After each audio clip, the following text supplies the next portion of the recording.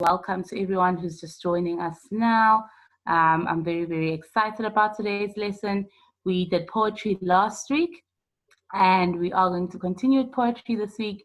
And I know how excited you guys were learning new poetic devices, experimenting with them as well during the class, and eventually analyzing a poem.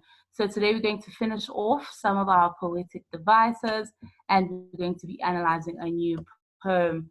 Like I said in the previous slide, today's lesson is unseen poetry. So welcome, welcome to everyone who is joining us today. So yesterday we did a email, and hello to everyone who's joining us. Yesterday we did an email, and a lot of learners were very, very excited about writing emails. And I just want to give a shout out, a very big shout out to the learners who submitted their work yesterday. I had learners sending me emails, and that was amazing. Reading about your experience in the class was awesome. So to start off this lesson, we are going to be reading the emails that I received. So if you sent me an email, this should be a very exciting time for you, because I am going to be sharing with the class what you wrote in your email. The first email that we received yesterday was from Monica, and here's what Monica has to say. She says, "Dear Ms. Langa," which is her greeting, "I really enjoy your lockdown grade 10 English FAL class. Your class is very interactive, quite interesting and open. Every day is a new, unpredictable journey to learn so much, filled with lots of up and downs, and rarely any downs. I enjoy all the check myself we complete together, all the short activities you do during the lesson, and a big shout out you always give, and all the fun moments we all shared, i.e. the time you were DJ Langa." I think someone called me Langa the Smalls. That was very funny. My classmates with the lesson make the lesson way more awesome, with the ambition to learn, curiosity and attentiveness, and energy and humorous characteristics. You have made me view English in a whole different way. I understand the work better now. I couldn't ask for a better teacher or classmate.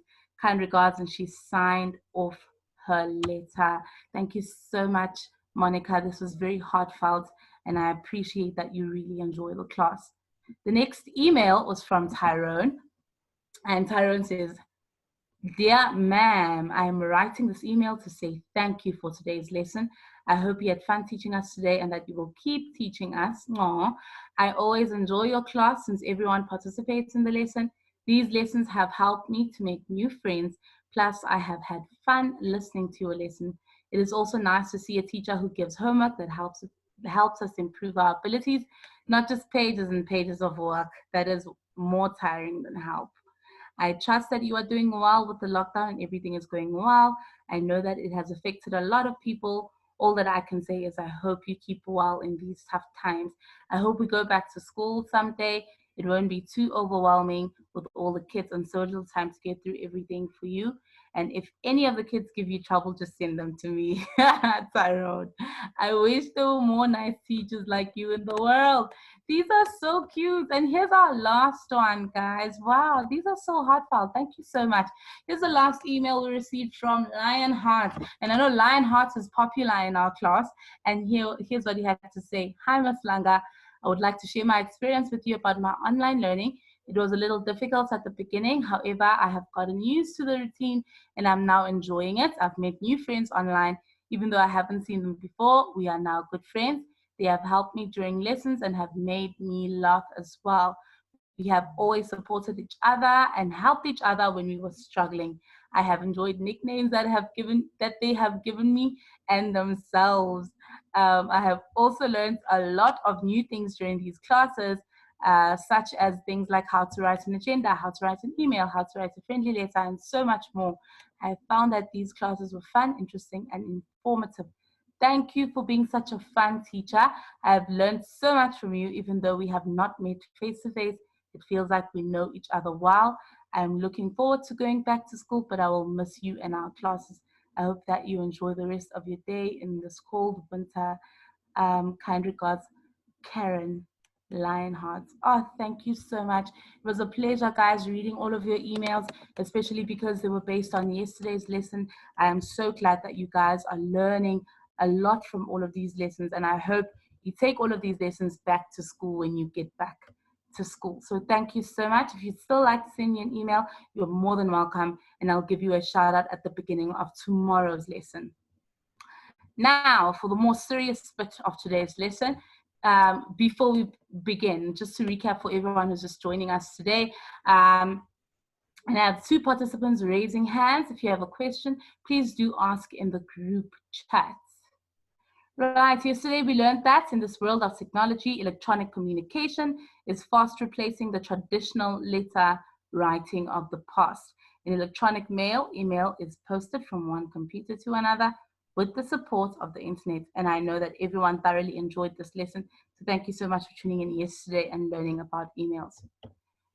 Okay, at the end of today's lesson, you will know what we learned from poetry. You will know how to analyze poetry, and you will know how to build meaning and learn life lessons from poetry. Are you guys ready for today's lesson? Yes, poetry again. Let's get to it. Right. For today's lesson, I've used the Shutters English Home Language Grade 10 Poetry Anthology, and it's compiled by B. Crone. This book is available on Spotify, on Snaplify, sorry. So shout outs to Shutters for making this textbook available for us. Right, we have the same definition for poetry as last week because I found it very, very, very interesting, and it uses a lot of big words, and I want you guys to get acquainted with these big words. If there's a word in this definition that you don't understand, look it up. Maybe you might learn something new. And it says here, poetry is a form of literature that uses aesthetic and often rhythmic qualities of language, such as phonesthetic, sound, symbolism, and meter, to evoke meanings in addition to or in place of the prosaic ostensible meaning. That is a very, very beautiful definition of poetry, which basically means that those are very big words, Harry's. And it basically means that poetry uses a lot of natural features and rhythm and sounds that sound very natural, and symbolism and meter is the beat in every line, to give us meaning, okay, about what's happening in this beautiful world. So it's a very, very nice definition that I found on Wikipedia. Right, last week we looked at the following poetic devices. We looked at rhyme and rhyme. We spoke about internal rhyme and we spoke about external rhyme schemes in poetry. We looked at alliteration, which is the repetition of consonant sounds. We looked at an onomatopoeia, which are sound words. And you guys loved that word that we used last week, that PPTTHBB word. And a lot of you guys said it sounded funny. But onomatopoeias are sound words. We also looked at similes, comparison of two unidentical or unrelated items using the words like or as, metaphor, comparing two things without the use of like or as, hyperbole, over exaggeration, personification, giving inanimate objects human features, imagery, creating pictures with words, free verse, poetry that doesn't have any specific rhyme or any specific order, doesn't conform. And we also looked at rhythm. And a lot of you guys loved the Pickety Fence. And that's a poem that we did to emphasize rhythm. Today we're going to be looking at symbolism. Okay, and symbolism is something that stands for itself, but also something larger than itself. Okay, it may be a person, an animal, an inanimate object, or action. So a writer often uses a concrete object to express an abstract idea, a quality, or belief. A symbol may appeal to the reader's emotion and can provide a way to express an idea, communicate a message, or clarify meaning. Tyrese is asking who made the poem A Pickety Fence. I can't remember exactly who the poet is, but if you do Google it, you will find the Pickety Fence. It is a real poem. I didn't make it up. Okay. So let's look at symbolism quickly. So what poets do is They use items in order to create some type of meaning. And sometimes if you just look at it in a literal sense, you will not be able to see exactly what the poet is trying to say about the specific item that they're using. And with today's poem, I'm going to show you exactly how symbolism is used in poetry in order to create a message. So it's basically taking a symbol, for example, a rock, right? And speaking about that rock in a way that doesn't make it look like a rock, or doesn't make it seem like just a rock. You guys know the saying, a rock is just a rock, right? But sometimes a rock isn't just a rock. And poets use a lot of symbols in order to create meaning that we have never even thought of. Right, the next one. Okay, here's a poem example. It says, well, son, I'll tell you, life for me ain't been no crystal stair. It had tacks in it, and splinters, and boards torn up, and places with no carpet on the floor, bare.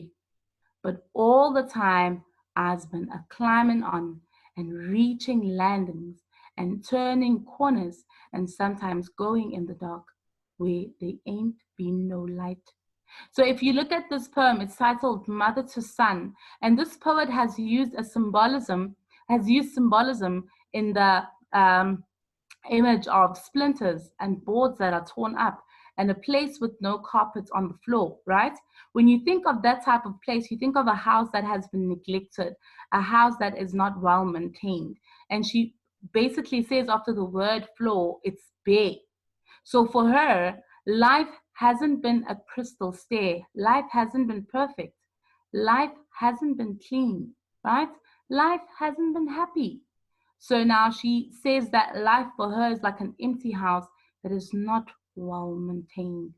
But regardless of that, right, she always tries to climb and reaches and turns corners, okay? Sometimes that lead to the dark where there ain't been no light, and that's where she creates life. Okay, so can you see how this poet has used a symbol of an ugly house, okay, to kind of talk about how her life has been. Her life has been very ugly, right? Her life has been very unpleasant, okay? And regardless of that, she is still trying, right, to reach out, to turn corners, to make sure that her life is pleasant. Welcome, Lionhearts. We gave you a shout out earlier in the class. Thank you so much for submitting your email. And you're right, Monica. It has a very, very deep meaning. And that's how poets use symbolism in order to create deep meaning. Okay, let's move on to the next one. Let's look at mood, right? Mood is the atmosphere or emotion in the poem created by the poet. It can be happy, angry, silly, sad, excited, fearful, or thoughtful. The poet uses words and images to create mood. The author's purpose helps determine the mood. Okay, so the mood of the poem, right, is something that evokes emotion. So when you read that poem already, you can tell that this poem is a happy poem or this poem is a sad poem. Like with our previous example, okay, all of the symbolism used in that poem give us the indication that the mood in the poem is very, very sad. So it evokes emotion. Okay, here's an example. Right, mood, mad song, mad song. I shut my door to keep you out. Won't do no good to stand and shout. Won't listen to a thing you say. Just time you took yourself away. I lock my door to keep me here until I'm sure you disappear. And this poem is by Myra Con Livingston. Okay, so this is an example of mood used in a song, right? In a poem, right? And this mood gives us the indication that the writer of the poem is very, very angry or very mad about something. And this writer doesn't want anyone in their space. You're right, Lionheart. It sounds more like a song. And why does it sound like a song? Who can tell me why it sounds like a song? What poetic device did the writer of this poem use? I see people are raising hands. can give me a response in the group chat. It's free verse. Okay. The question is, Lionheart said that this poem sounds like a song. Why does it sound like a song? Yes, that's right, Ciro, Tracy, and Monica. It has rhythm. And the rhythm, right, is brought about by the rhyme scheme. Okay. Rhyme and rhythm, yes, it's brought about by the rhyme scheme. Okay. So the mood of the song is not very happy. The mood of the song is very sad. He's very mad. Okay, and even the picture that accompanies the poem gives us an indication that the mood of this poem is not a very happy mood. Right. Okay, and the notes at the bottom say, the mood in this poem is angry. What clues? And we've already given the clues. Okay, here's another mood. I love my friend. He went away from me. There's nothing more to say. The poem ends soft as it began. I love my friend. What is the mood used in this poem? What is the mood used here?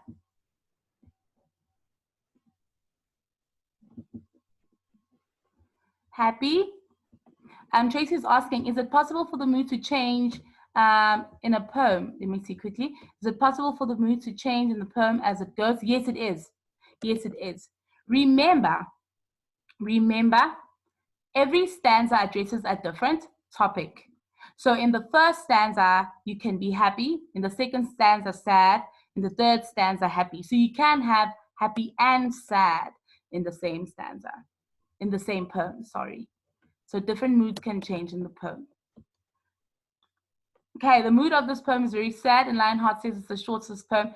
Well, Lionheart, there is a very short poem, a 3-line poem. And that poem is called a haiku. So there is a 3-line poem way shorter than this poem. That's true, Tyrese. You don't always need a lot of words to express meaning.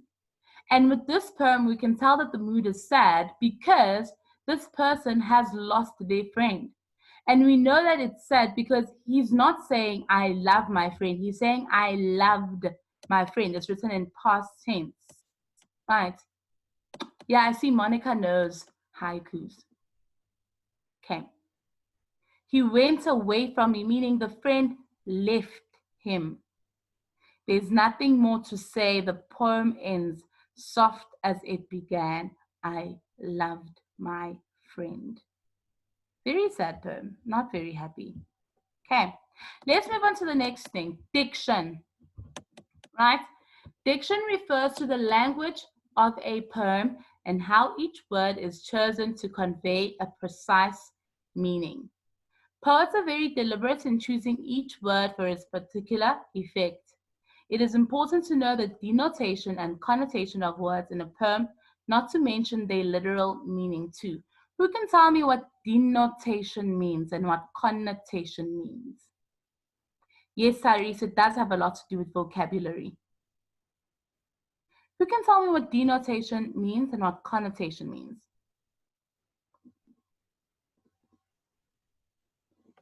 Come on, I know you guys know. Don't disappoint me. No. I'll give you one more chance.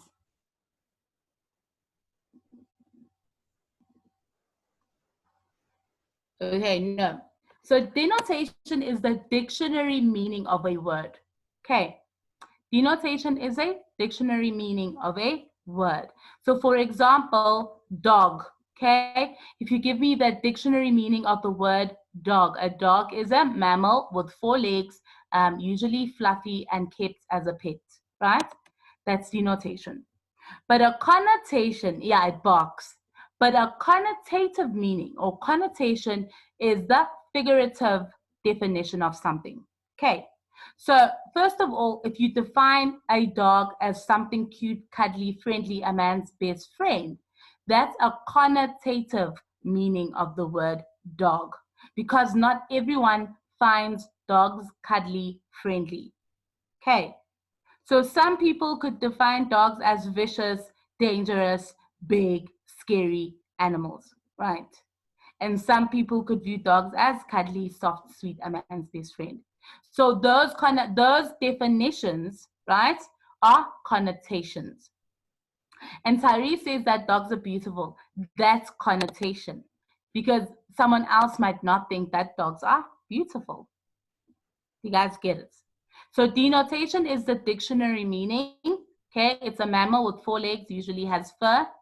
And connotation is a figurative meaning, or not so literal, meaning that everyone could have a different definition of dogs. And see what Tino's saying, dogs are cool. Someone else might not think dogs are cool. And he says that cats are not. Someone else might think cats are cool. Yes, it's what you think about something. That's connotation. Okay. Right. Dogs and cats are equal. Tyrese, someone else might not think dogs and cats are equal. Do you understand? That's connotation. Yeah. Oh, Lionheart. Spiders are not cool. Exactly. I don't think they're cool. You think they're cool. That's connotation. Okay, let's continue, guys.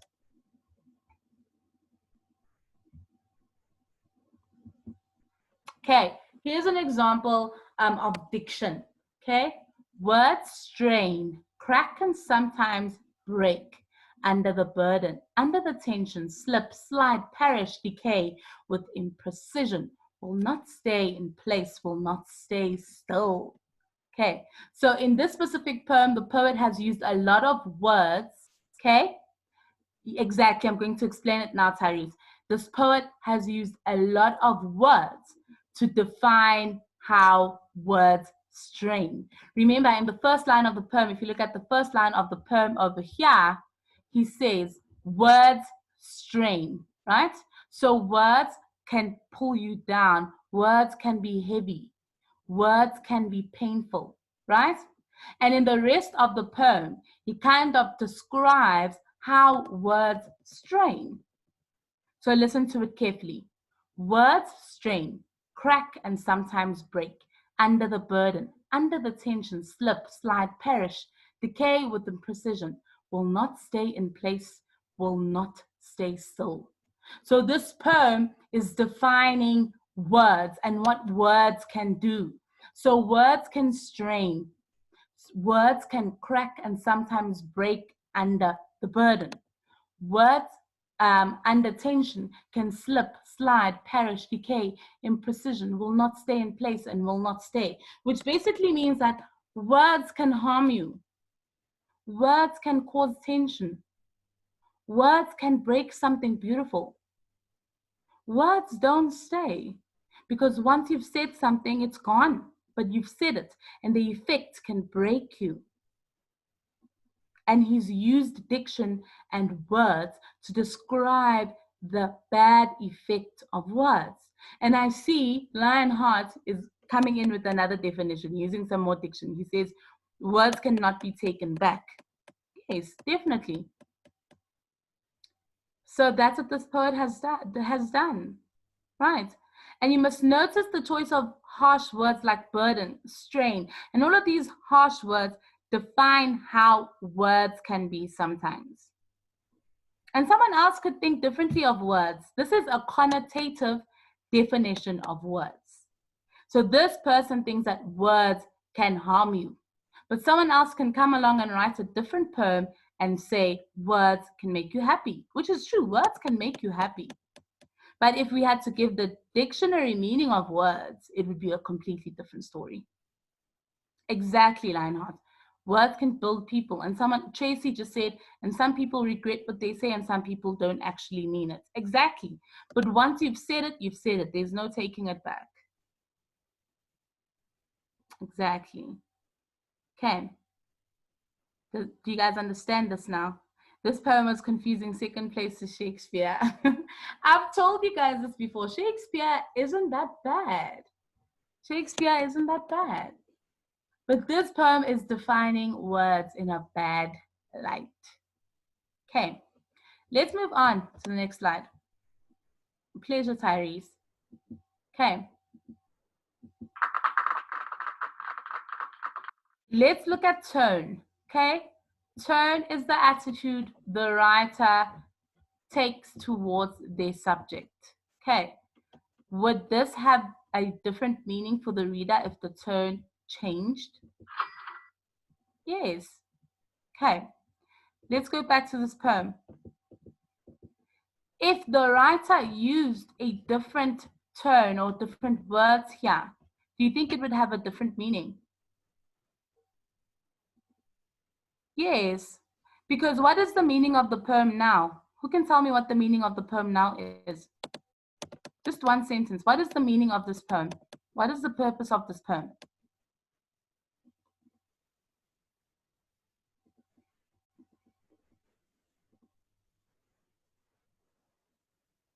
What is the meaning and purpose of this poem? I just told you that now. Is anyone brave enough to give me an answer? Okay, I don't think anyone is brave enough to give me. Oh yes, thank you, Monica. Words can break someone down, right? Words are hard. If you don't use them wisely, they can be hard and harsh, right? They can hurt people. Well done, guys. Words can be harsh. That's right, Savo.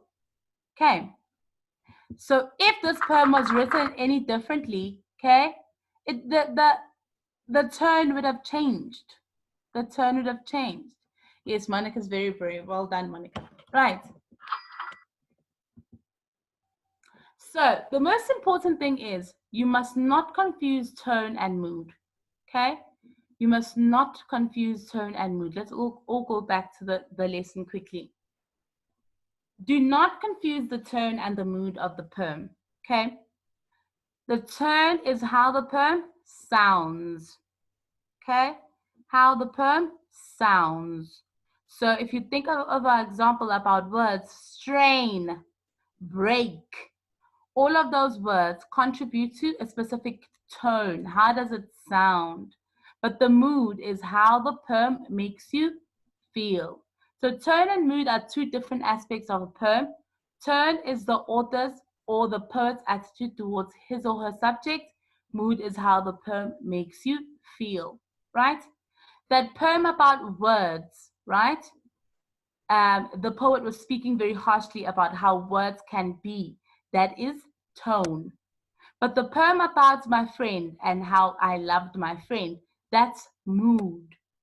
Because it's trying to get you to it's trying to get you to feel a specific way. Whereas with tone, the writer, right, is speaking about the subject, which are words. So tone is how it sounds, mood is how it makes you feel. Are we all together? Any questions at this point?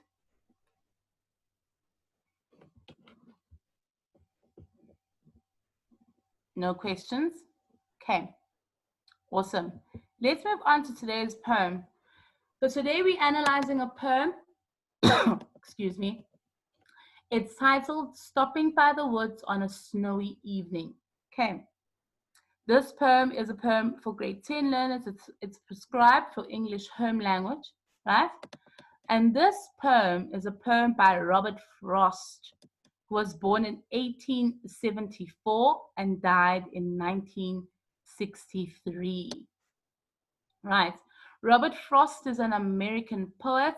He is highly regarded for his realistic descriptions of rural life and colloquial speech patterns. One of the most popular and respected poets of the 20th century. Frost also received many awards for his work, including the Pulitzer Prizes. Right. So Robert Frost is a poet that writes a lot about rural life, about nature. Okay. And he's a very, very good poem because he's highly regarded for using colloquial speech patterns. And by colloquial, they mean slang or everyday language. Okay. And we're going to read a poem written by him titled Stopping by the Woods on a Snowy Evening. The characteristics of this poem is a lyrical poem, okay? I don't think you guys know any poems from him, But as you move up from grade 10, 11, 12, you will notice quite a few poems by him. Yeah. Okay, it's a lyrical poem. It has a formal structure.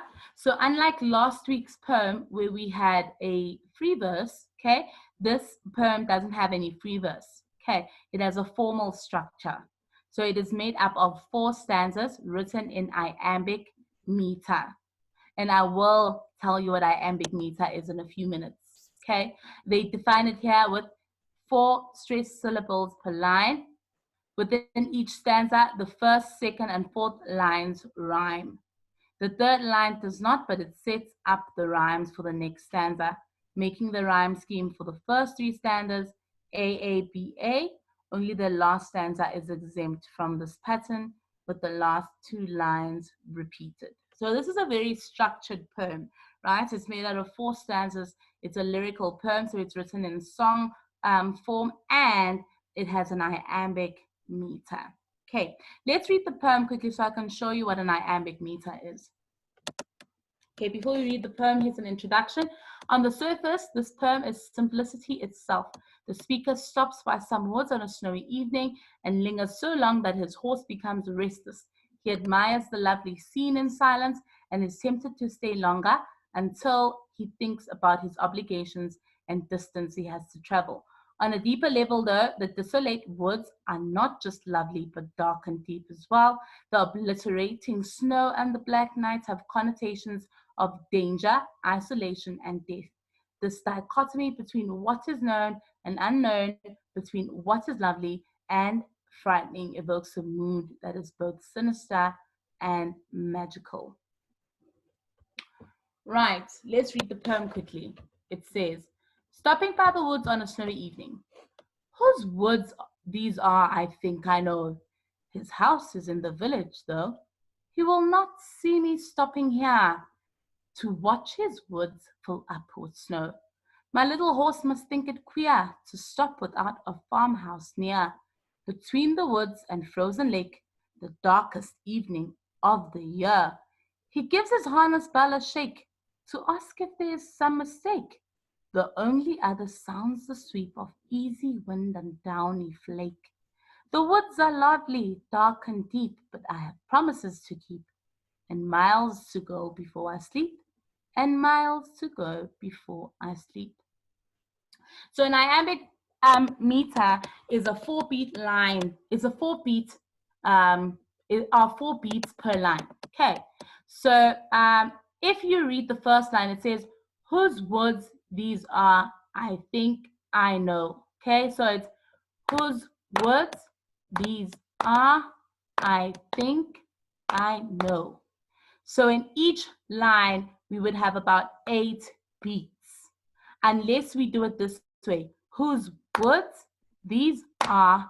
I think I know. Okay, so whose won't be stressed, but woods is stressed. These are, I think I know. So when reading the poem, you can like clap your way through it because it has, yes, well done, Monica. It sounds like a horse running, like the galloping of a horse. So whose words these are, I think I know. His house is in the village. No, it's a galloping horse. Well done, guys. Well done. And that is the purpose of the iambic meter in the specific poem. It's to echo the galloping horse. Because remember, this speaker is on a horse as he stops in these woods, right? Yes, it's like a galloping horse. All right, so I'll read the first stanza for you guys while doing the iambic meter clap, and then we'll move on to the analysis of the poem. So, whose words these are, I think I know. His house is in the village, so he will not see me stopping here to watch his woods fill up with snow. And that is the sound of the galloping of the horse. Well done, guys. Yeah, Tyrese, I can't rap. I wish I could rap, but I can't rap. Very nice beats, very nice beats. That's why they call it a lyrical poem, because it sounds like a song. Right, and there's a rhyme scheme at the end, okay? In the first stanza, the words that rhyme. Who can tell me what are the words that rhyme in the first stanza? We have 3 words that rhyme in the first stanza. Who can tell me what they are?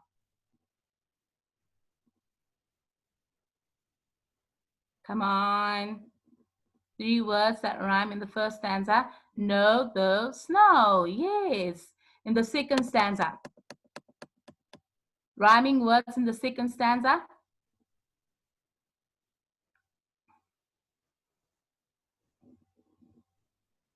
Queer, near, yeah. Well done. So we're all getting it.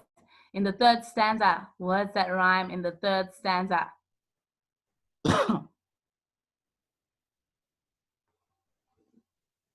Not ahead, Tino. It's a mistake. Okay. Shake, flake, mistake. Well done. And the last stanza. Words that rhyme in the last stanza.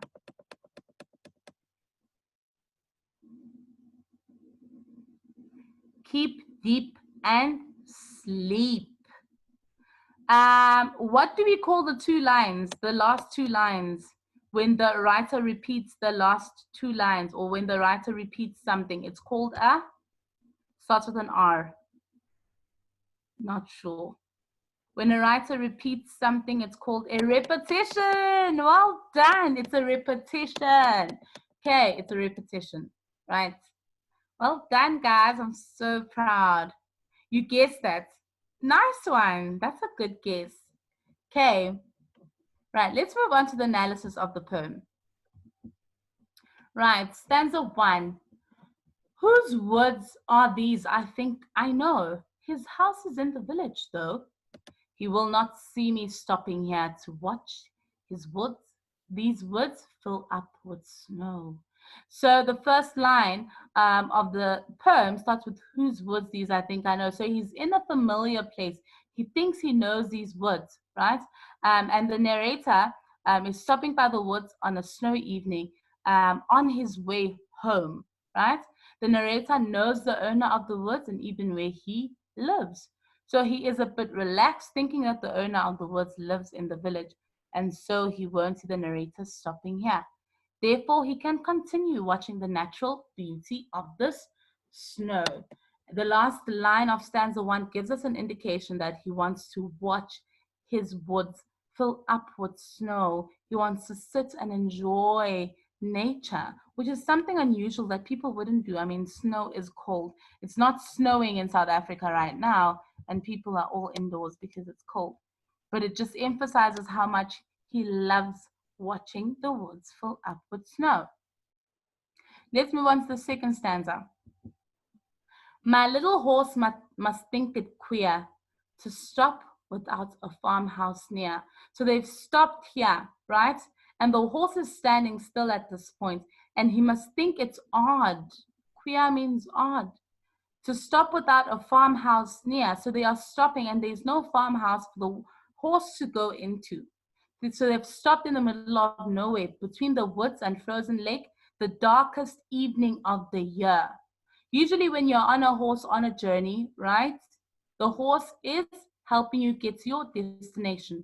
But it seems here that this horse is unable to get this person to their destination because they have stopped in the middle of nowhere on the darkest evening of the year. Right. So what this poet is doing is he is some type of personification, okay, which kind of indicates that the horse has some type of thinking process. He refers to the horse as a person, okay. He gives the horse a human characteristic. He gives his harness bell a shake to ask if there is some mistake. So the horse rings the little bell, okay, that it has, right? To ask the owner if there's any mistake, right? And this basically means the 5, Tracy, is a mistake. Okay. The horse gives the bell a shake, right? To ask if there is any mistake. Like, why are we standing here? What's going on? And the 10 of the mistake is also not supposed to be there, right? The only other sounds the sweep of easy wind and downy flake. So now this poet is also using very nice words to kind of describe how it looks as the snow hits the ground, and he describes the snow as downy flake. Okay, which creates a very calm, silent mood. And then stanza 4 says, "The woods are lovely, dark, and deep, but I have promises to keep, and miles to go before I sleep, and miles to go before I sleep." So in the last stanza, we are seeing the end of his experience in the woods. And he says that although the woods are beautiful, dark, and deep, he has promises to keep. So he has to get home. Maybe he has a family that he has to look after, or maybe he has a wife waiting for him at home. So those are the promises he has to keep. And he also emphasizes that he has a long way to go before he goes home, using a repetition. And he says, "And miles to go before I sleep, and miles to go before I sleep." The repetition kind of emphasizes all the duties he has to do at home, and emphasizes the long way he has to go before he gets home. Let's quickly read the summary again of the poem. On the surface, this poem is simplicity itself. The speaker is stopping by some woods on a snowy evening. He or she takes in the lovely scene in near silence, is tempted to stay longer, but acknowledges the pull of obligations and the considerable distance yet to be traveled before he or she can rest for the night. Monica says, "I think he was suicidal, then he remembered he still has a family." That's a very, very good opinion. Remember, when we analyze poetry, we can come up with many, many, many ideas as to why the poet has written the poem. Because if you look at the first stanza, he says he knows the owner, but the owner doesn't know he is there. So why would he be in the woods, in the middle of the woods, okay, on a snowy evening, on the darkest day of the year, to watch the woods? Because in the last stanza, he then turns around and says, "Hey, I have to go home." So maybe he realizes that maybe killing himself is not worth it. He has to go home. That's another way that this could be analyzed. And the other way is the simple, because he said he still has a lot of miles to go before he sleeps. Interesting, Monica. Interesting. But I think line number 14 in stanza 4, "But I have promises to keep," changes everything. Remember, when we write down the word "but," okay, in any part of the poem, it represents a change. So even though he wants to stay in these woods and watch all of the snow fall on the woods, he has promises to keep. So he has to get going. And he has to go a long, very long way before he sleeps at home. Wow, Monica, well done. That's a very, very nice way. I'm so impressed.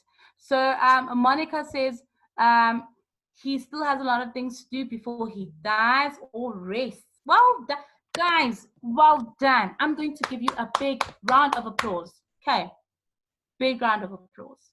Because that's exactly how I viewed it, but I didn't want to talk about death in the class. Because on the last part of my analysis, I say, here sleep may refer to death. Okay? We in our real life have many things to look at with awe, many things to enjoy, but in most cases, we cannot simply, because we have other things to do in our short lifespan. So we have to move on. Well done, Monica. Even if she's read the poem before, I just think the fact that she remembers all of these points is amazing. Well done, Monica. Right? You just analyze it. Well done. Well done. I'm very, very happy. Do I have any questions based on the poem? Because you guys have been so lovely today. Any questions? Anything you guys want to add? Because we're running out of time. Okay, no questions. Thank you so much, guys, for joining in today. Okay, email all your other work to me if you have any work that you've done before, you've written notes, email it to me so I can give you a shout out. If you still want to send me an email based on yesterday's work, email it to me. You can email me anything. You can email me a joke. You can email me anything. Yes, I did get your email, Lionheart, and we gave you a shout out at the beginning of class, and I think you missed that. Right. So email all your other work to me. Any questions, concerns at langa.pearl@gmail.com. At langa.pearl@gmail.com. If you email it to me between today and tomorrow at 12 p.m., I will give you a shout out. Let's quickly go back.